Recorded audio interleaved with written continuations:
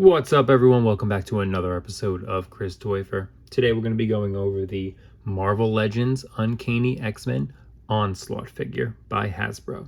This is a Target exclusive. It is $39.99. It is on shelves right now if you want to go pick one up. As always, we'll go over the articulation, the accessories, we'll do some posing, so you can decide if this is a figure you want to pick up. So let's get into it. As always, for you inbox collectors, it is a retro card, oversized. It's not your typical size because Onslaught is a big figure, but this for me is the peak way to display a Marvel Legends figure. On the back here has a picture of Onslaught on the right, Uncanny X-Men up top, another picture of Onslaught with some text. I grew up in the 90s, so this is just an awesome way to display your figure if you want to keep them in the box. So going over Onslaught's accessories, I don't even know if you consider this an accessory. It's the only thing he comes with. It is his rigid shaped cape, I guess you can call it. It pegs right into the back. Nothing moves on it. It's one solid plastic piece. There's the peg right there. If anyone knows what it does or if they've read the comic, please let me know. Put it in the comments. I have no clue what this is. I think it's a gate. So here's a size comparison with him next to Marvel rival Spider-Man on the left here and Wolverine on the right here. As you can see, it is a very big figure. And here's a comparison next to the Marvel rivals Venom. As you can see, he is a little taller, not as thick as big, but still, again, a big figure. All right, so going over the figure, the design looks really cool. I did notice taking him out of the package, as you can see on the shoulder blades here, with the shoulder pads, whatever you want to call them. Almost looks like there are scuff marks, like if they were on a tree, they painted them and they shaved them down. Little mark right there on his torso, and then two more over here under the arm. Oh, and now I'm seeing one right there too. It's always kind of annoying when you buy a figure and they kind of have scuff marks on them. I mean, this thing was literally just taken out of the box before doing this review. I will say that the paint is basic because it's just red throughout. Some line work here, a little shading on there. But there are two different purples. I don't know if it's coming up on camera. This is a shiny purple, and then right here and right here, it's like a glitter in there. A little bit of a darker purple. But overall, I really do like the design of the figure. All right, so going over the articulation here. His head will only turn left and right that much. It is restricted by the helmet. He can only look up that high. He can't look down because of the helmet.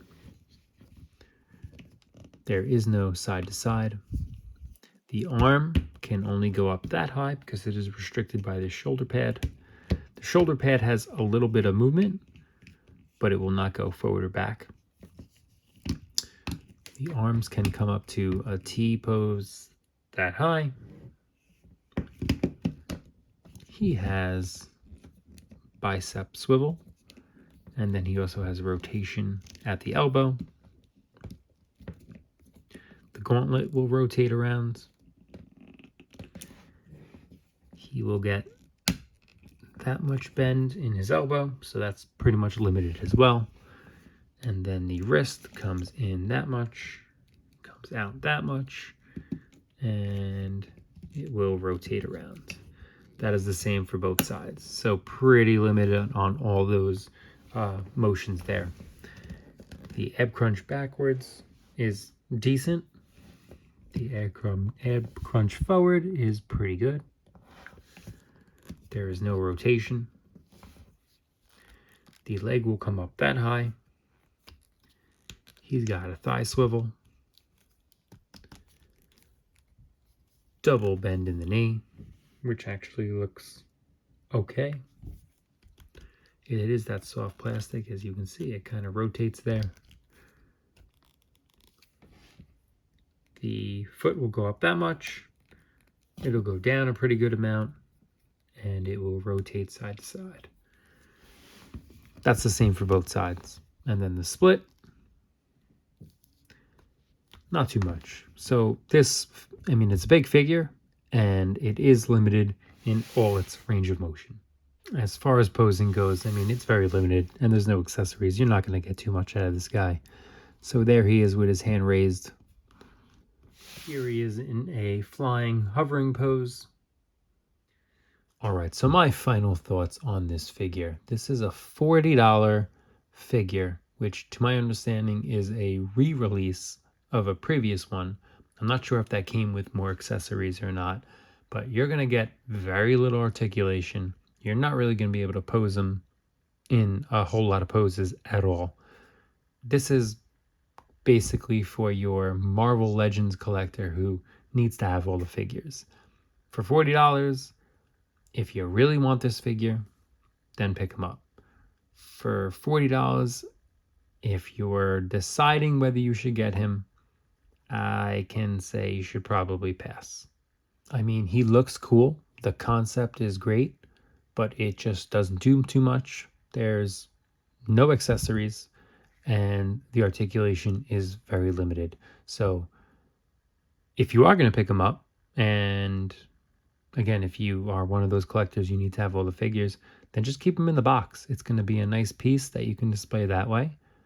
Keep them on the shelf, but to open them up, to pose them into a scene of something, you're just not going to get a lot out of it. So let me know what you think. Do you have the original one? Did you get this guy? What are your thoughts on this figure? Don't forget to like and subscribe for more action figure reviews, and I'll see you guys on the next Chris Toifer.